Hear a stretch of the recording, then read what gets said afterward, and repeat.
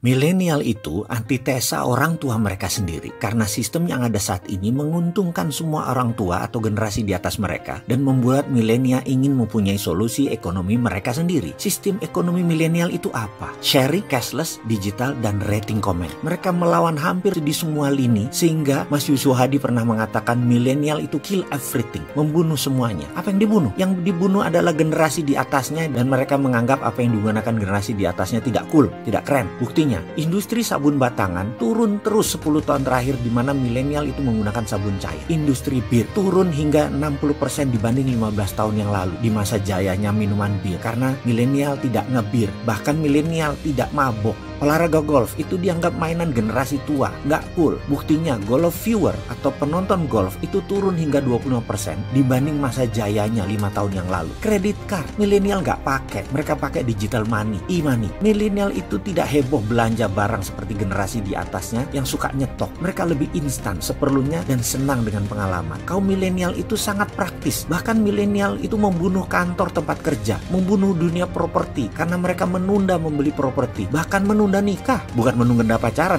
mah mereka seneng. Secara ekonomi, milenial mempengaruhi 40% ekonomi dunia saat ini. Dan 5 tahun ke depan, mereka akan melewati 70% perekonomian dunia dipegang mereka. Sementara, pemerintah dalam rancangan APBN kemarin gak baca sama sekali milenial mau kemana. Kita bicarakan sekarang milenial dari sisi yang lain. Sekarang kembali ke ekonomi negara di era milenial. Bener deh, milenial sejatinya anti hutang dan mereka kuat sekali berbagi. Itulah dasar dari MMT, Modern Monetary Theory. Jadi nanti kalau ada menteri milenial tetapi konsepnya masih Keynesian, masih ngutang, kabinetnya ya belum kabinet milenial, muda doang usianya tapi ilmunya zaman old, nggak pakai ilmu zaman now. Ilmu zaman now itu adalah MMT, Modern Monetary Theory. Basisnya adalah SWF, Sovereign Wealth Fund, Consolidate Bottom of Pyramid, create 12 level ekonomi. Kredonya adalah create.